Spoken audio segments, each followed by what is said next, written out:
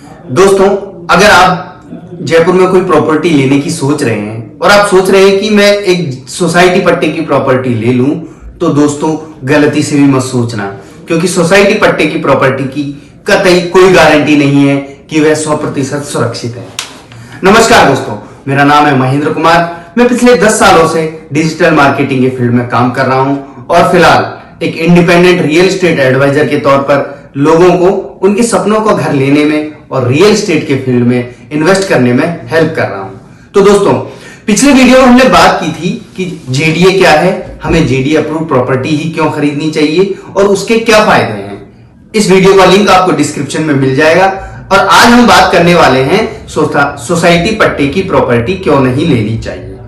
तो दोस्तों, दरअसल होता यह है कि जो सोसाइटी पट्टे वाली प्रॉपर्टी या टाउनशिप होती है, वो लोग खुद ही अपनी मर्जी से काट देते हैं। उनकी खुद की जमीन होती है और उस पर वो विचार करते हैं कि हमें पैसा कमाना है और वो उस पर प्लॉट काट देते हैं, जिसकी परमिशन ना तो वो जेडीए से लेते हैं, ना ही वो किसी सरकारी नियमों के अंतर्गत बनी होती है, ना ही उसमें जो है सड़कों के लिए ठीक तरह की व्यवस्था होती है, ना वेंटिलेशन की व्यवस्था होती है, ना पार्कों की व्यवस्था होती है। इसलिए सोसाइटी पट्टे की जमीन में हमेशा रिस्क रहता है। अब हम डिटेल से जानेंगे कि सोसाइटी पट्टे की प्रॉपर्टी लेने में क्या क्या नुकसान होता है। तो दोस्तों, सबसे पहली जो बात आती है वो आती है सुरक्षा की, यानी सिक्योरिटी की।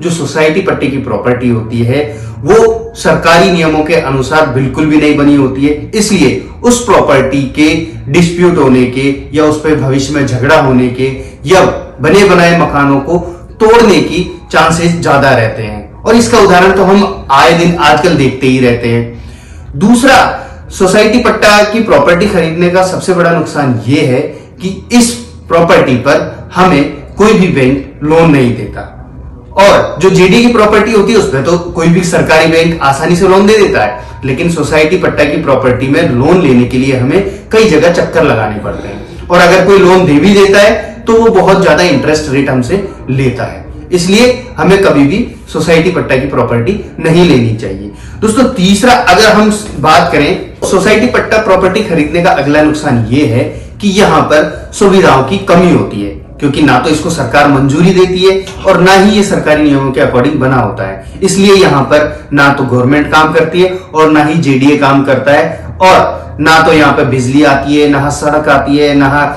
नाली आती है, ना ही सीवर लाइन डलती है, और सालों तक ऐसे ही पड़ी रहती है। हमें जो है इन चीजों का वहां पर इंतजार करना पड़ता है कई सालों तक। और दोस्तों, जयपुर में ऐसी कई कॉलोनियां हैं जहां आज तक ना तो ढंग की सड़कें हैं, ना ढंग की नालियां हैं, और सीवर लाइन की तो आप बात ही मत पूछो। हर घर के आगे एक स्विमिंग पूल बना हुआ होता है।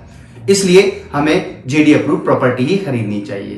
तो दोस्तों, आज हमने जाना कि जेडी अप्रूव प्रॉपर्टी खरीदने के फायदे जो हमने पिछले वीडियो में बताया था, और सोसाइटी पट्टा प्रॉपर्टी खरीदने के क्या नुकसान है।